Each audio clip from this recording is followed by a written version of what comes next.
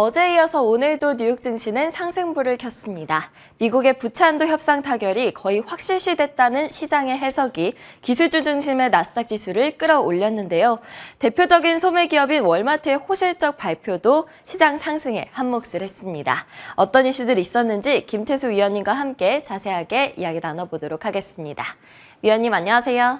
네, 안녕하세요. 네, 간밤 시장 어떻게 보셨을까요?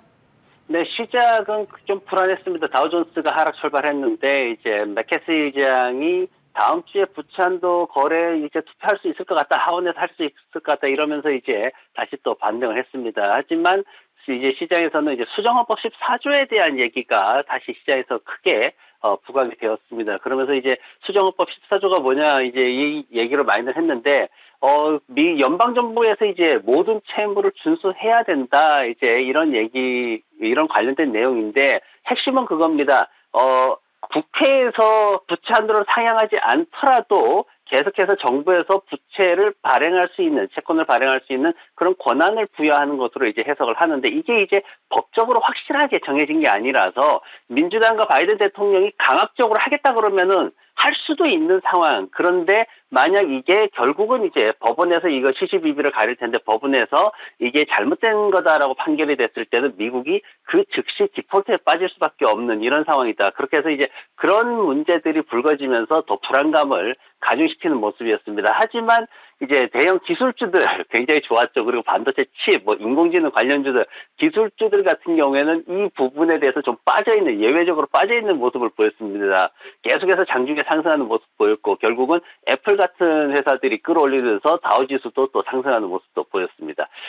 조 바이든 대통령이 어쨌든 긍정적으로 이렇게 발언을 해놓고 이제, G7 회의에 참석을 하게 됐고요. 그리고 메카시 하원의장 같은 경우에는 계속해서 이제 긍정적인 발언을 하고 있지만은 하지만 실질적으로 뭔가 이제 나아가는 그런 모습은 없고 제프리 측에서 이제 나온 얘기는 뭐냐면은 다음 주 이제 가기 전 한 일요일에 이제 바이든 대통령이 돌아오거든요. 그러면 일요일쯤 해가지고 전체적으로 이제 좀 프레임을 우리가 윤곽을 알 수 있지 않을까 이런 이제 얘기를 해놨습니다. 그래서 그때까지 우리가 더 지켜보고 월요일 날 변동성이 좀 커질 수 있다라는 거 좀 생각을 해야 될 것 같습니다. 경제적인 측면에서 이제 연준의 어떤 그 행보나 이런 것들도 또 꾸준히 보고 있습니다. 지금 6월 달에 금리 인상이 멈출 것이다. 이제 요게 한 75% 정도 지금 시장에서 평가가 되고 있는데 근데 로간 달라스 연준 총재입니다. 이분이 오늘 나와가지고 앞으로 이제 좀 금리는 좀 유지를 하는 게 낫겠다. 이제 이렇게 얘기를 했죠. 어제 시장에서 전체적으로 기대하는 하락에 대한 부분은 아직은 아니다. 이렇게 평가를 했습니다. 경제지표 관련해서 주간 실업수당 청구 같은 경우에는 예상보다 좀 낮게 24만 2천 건 이렇게 나왔습니다. 지난주에 26만 4천 건이었는데 좀 많이 떨어지는 모습 보였죠. 그리고 기존 주택 판매 같은 경우에는 마이너스 3.4% 감소했습니다. 최근에 이제 판매자들이 가격 하락하는 부분을 갖다가 방어하기 위해서 자꾸 빼고 있다. 이제 매물 내놓은 걸 빼고 있다. 그런 말씀 드렸는데 판매가 계속 감소하는 모습을 보이고 있습니다. 내일은 이제 제롬 파월 의장하고 버냉키 전 의장이죠. 워싱턴 DC에서 정책 패널이 있습니다. 여기에 이제 참여해가지고 얘기를 할 텐데 파월 의장이 금리 인하 기대감에 대해서 뭔가 찬물을 끼얹게 되면은 시장은 조금 불안할 수도 있기 때문에 그런 부분들을 우리가 주목해야 될 것 같습니다. 네, 6월 FOMC 회의에서 금리를 인상할 것이라는 예측이 거의 30% 가까이 상승을 했습니다. 인상을 중단할 것이라는 예측이 우세하기는 하지만요. 금리 인하 기대에 계속해서 찬물을 끼얹게 된다면 시장은 불안한 장세를 이어갈 것이다 이야기해 주셨습니다. 간밤 시장 흐름 간단하게 확인해 보도록 하겠습니다. 기술과 커뮤니케이션 섹터가 시원하게 올랐던 날이었습니다. 특히 기술주들 중에서는 반도체 종목들의 흐름이 좋았는데요. 엔비디아가 5%, AMD가 약 4% 가까이 뛰어 올랐습니다. 커뮤니케이션 종목들 가운데에서도 눈에 띄게 올랐던 종목들이 있었죠. 넷플릭스가 9% 가까이 급등을 했고요. 메타 플랫폼즈 같은 경우에는 약 1.8%, 구글은 1.6% 상승했습니다. 금융주들은 어제 이어서 오늘도 대체로 상승한 반면 헬스케어 섹터의 경우에는 하락을 했고요. 이번 주 실적 발표들이 이루어지고 있는 소비주들을 보면 월마트가 간밤 실적을 발표하고 약 1% 가까이 상승을 했고 반면 타겟은 4%, 프로터앤갬블은 1% 넘게 하락을 했습니다. 그렇다면 종목별 이슈들 위원님과 함께 자세히 짚어보도록 하겠습니다. 방금도 말씀을 드렸는데요. 간밤 실적을 발표한 월마트 소식부터 확인해 볼까요? 네, 월마트가 실적 괜찮게 발표를 했습니다. 거기에다가 2023년도 연간 가이던스 자체를 기존에 $5 90센트에서 $6 5센트 정도 봤는데 이걸 아예 올려서 $6 10센트에서 $6 20센트까지 상향 조정하는 그런 발표도 했습니다. 그런데 지금 소비 관련해가지고 이제 경기 침체 얘기가 계속 나오다 보니까 이쪽 이제 소비 판매 관련해가지고 CEO들이 나와가지고 계속 이제 보수적인 얘기들을 계속 하고 있어요. 그러다 보니까 저희 주가에는 그다지 도움이 되지 않는 모습을 보이고 있습니다. 지난밤에 이제 팔란티어가 굉장히 크게 이슈가 됐습니다. 팔란티어 CEO가 이제 우리가 시장 전체를 장악을 할 거다 이제 이렇게 큰 소리를 쳤거든요. 그러면서 이제 캐시우드가 여기에 또 매수세가 들어왔습니다. 캐시우드 같은 경우에 아크 인베스터죠. 여기에서 $1,300만 정도 이렇게 자금을 투입을 하면서 주식을 매수하는 모습 보였습니다. 그러면서 주가가 10%, 14% 정도 이렇게 급등하는 모습을 보였습니다. 팔란티어에 대해서 근데 이제 좀 조심해야 될 게 뭐냐면은 정부와 직접 연관되어 있는 그런 계약을 하고 있고 그러다 보니까 등락이 매우 큽니다. 그래서 시장 평균 목표가가 지금 현재가보다 10% 이상 낮은 $8 88센트 정도에 머물러 있어가지고 이런 부분들은 좀 주의가 필요할 것 같습니다. 넷플릭스 설명해 주셨는데 넷플릭스도 크게 급등을 했습니다. 지금 신규 가입자의 25% 이상이 광고 지원 서비스, 그러니까 나 광고 안 보려고 한 달에 돈을 몇 불씩 내는 이런 서비스를 선택하고 있다. 그러면서 지금 현재 활성 사용자가 500만 명에 달한다 이렇게 얘기를 하면서 이제 그동안의 어떤 정책에 대한 불확실성 이런 부분들을 좀 제거하면서 주가가 올라가는 모습을 보였습니다.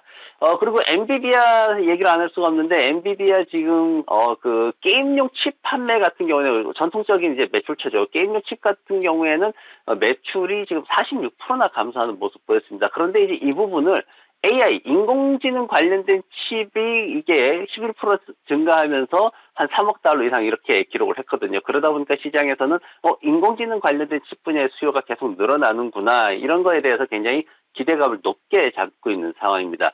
5월 24일에 이제 분기 실적 발표를 하거든요. 매출은 한 11% 정도 증가할 것 같고 순이익은 한 37% 정도 반등할 것으로 그렇게 지금 전망들을 하고 있습니다. 애널리스트들이 지금 46명 정도가 이 회사에 대해서 평가를 하고 있는데 그중에 34명이 매수로 지금 평가를 하고 있어가지고 기대감을 또 높이고 있는 상황이고 매도 사인이 지금 없는 상황입니다. 오픈하이머에서 지난밤에 목표가를 $350로 끌어올리면서 굉장히 또 기대감을 높게 하는 모습을 보였습니다.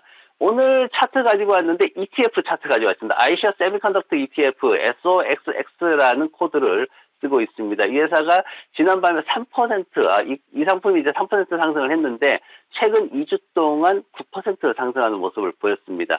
대형주들 중에서도 성장성이 높은 주식들을 포함을 합니다. 뭐 예를 들면 AMD, 엔비디아 이런 회사들이죠.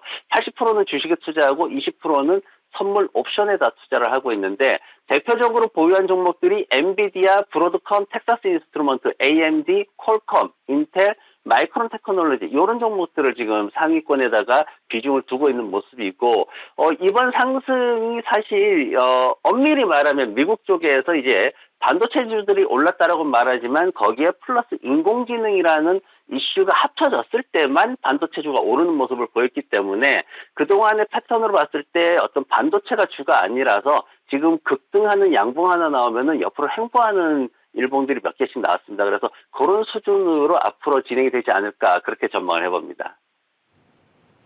네, 간밤 종목별 이슈들 자세하게 짚어봤습니다. 그렇다면 오늘 위원님의 픽은 무엇인지가 궁금해지는데요. 요즘 이 분야는 거의 매일매일 이슈가 나오고 있고요. 너무 핫해서 공부를 하지 않을 수가 없습니다. 인공지능 관련된 종목들 가져오셨어요. 네, 맞습니다. 인공지능 관련해가지고 최근에 이제 우리가 많이 알고 있죠. 이제 인공지능 관련해서 뭐 마이크로소프트, 구글이 먼저 이제 시장을 주도를 한번 판을 깔았죠. 그러면서 이제 C3라는 회사가 이제 지난해 올 초부터 해가지고 크게 이슈를 만들었고, 그리고 나가지고 이제 올라오는 것들이 뭐 엔비디아라든가 뭐 이런 조금 전에도 설명을 드렸지만 이런 큰 회사들이 올라왔습니다. 그리고 이제 올라온 게 C3나 아니면 업스타트 같은 이런 회사들 잘 알고 계시죠. 지금 이제는 뭐 충분히 알고 계시고 또 좀 지금까지 말씀드린 종목들은 따라 들어가기는 뭔가 좀 부담스러운 이런 상황들이 지금 진행이 되고 있습니다. 그래서 인공지능 관련해가지고 어떤 다른 종목들이 시장에서 주목하는 종목들이 어떤 기관들이 이 종목 괜찮습니다라고 공통적으로 말하고 있는 종목들이 어떤 것들이 있는지 제가 좀 몇 개를 가져와 봤습니다. 그래서 지금 뭐 전체적으로 인공지능 산업이 좋다라는 건 아실 거예요. 골드만삭스에서도 지난밤에 앞으로 더 크게 성장할 것이다. 그리고 기존의 예상보다 한 20% 정도 더 추가해서 성장을 할 것이다. 이렇게 얘기를 했는데 지금 보면은 이제 스프링클러라는 회사랑 이제 아틀라시안이라든가 세일즈포스 같은 경우에 이제 클라우드 산업 쪽에서 지금 인공지능을 계속해서 발전시키고 있고, 그리고 이제 스토리지 쪽에서 이제 하드웨어 쪽입니다. 시게이트라는 회사가 또 인공지능 관련된 제품들을 많이 만들고 있습니다. 그리고 소프트웨어 쪽에서는 EPAM 시스템이라든가 어도비 같은 회사들이 지금 주목을 받고 있는 상황이고, 어도비는 사실 뭐 360불이나 하고 있는데 그래도 많이 하락해 있는 상황이기 때문에 주목을 많이 받고 있습니다. 그리고 네트워크 쪽에서 네트워크 이제 솔루션이라든가 하드웨어 관련해 가지고는 아리스타 네트워크라는 회사가 좀 주목을 받고 있고, 그리고 SNS 플랫폼 쪽에서는 스프라우트 소셜이라는 회사가 주목을 받고 있습니다. 그래서 보시면은 뭐 여러 가지 분야에서 단순하게 이제 뭐 C3 같은 이제 소프트웨어 회사들도 있지만은 여러 가지 다양한 분야에서 인공지능 관련해 가지고 이제 중소형 기업들이 또 이런 어떤 성장을 준비하고 있는 그런 모습들을 보이고 있습니다. 그래서 이 회사들 최근 동향을 보면은 제가 이제 S&P 500 지수하고 비교 차트를 이제 쭉 가져와 봤는데, 올해 이제 지난해 연말부터 해가지고 주가가 어떻게 움직이는가 하는 비교 차트를 가지고 와 봤습니다. 지난 연말 이후에 주가 탄력이 시장보다 굉장히 우세하게 나타나고 있습니다. 탄력이 좋다라는 쪽으로 이제 해석을 할 수가 있고, 변동성이 이제 부정적으로 어떤 불안 심리를 갖고 계시면은 이제 탄력이 너무 좋은 거를 이제 변동성이 커서 리스크가 있다 이렇게 해석하실 수 있는데, 지금 같은 경우에 긍정적으로 좀 시장을 보시는 분들이라면은 시장 탄력이, 가격 탄력이 좋아야지만 올라갈 때 제대로 올라갈 수 있다라는 쪽으로 접근하실 수가 있습니다. 그래서 대형주들 반등 이후에 이제 중소형주들이 다음 시장을 기다리고 있다. 그래서 이제 우리가 좀 침해할 수 있는 그런 전략을 가지면 좋을 것 같습니다.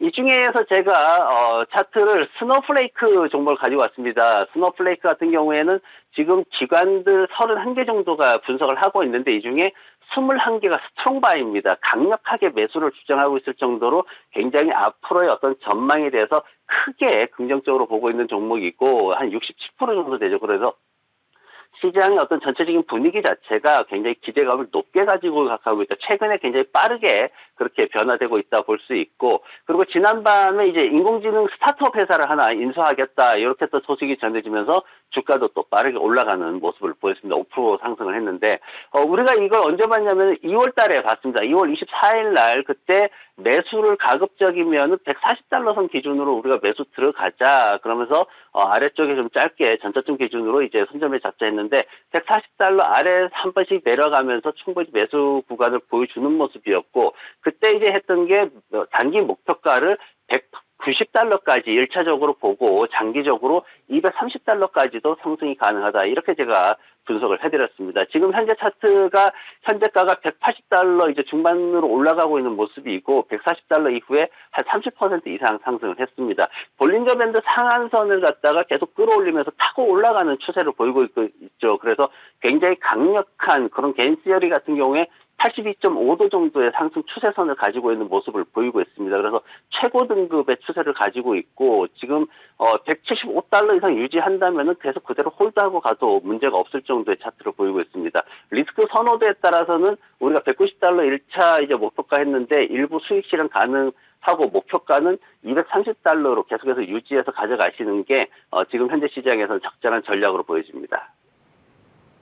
네, 오늘 위원님의 픽은 인공지능 관련주들이었는데요. 그중에서도 특히 스노우플레이크 다뤄주셨습니다. 2월에 관심주로 소개해 주셨을 때보다 30% 이상 상승을 했는데요. 리스크 선호도에 따라서 일부 수익 실현을 해도 괜찮지만 목표가 230달러는 유지한다 이야기해 주셨습니다. 지금까지 김태수 위원님과 함께했습니다. 오늘도 좋은 말씀 감사합니다. 네, 고맙습니다.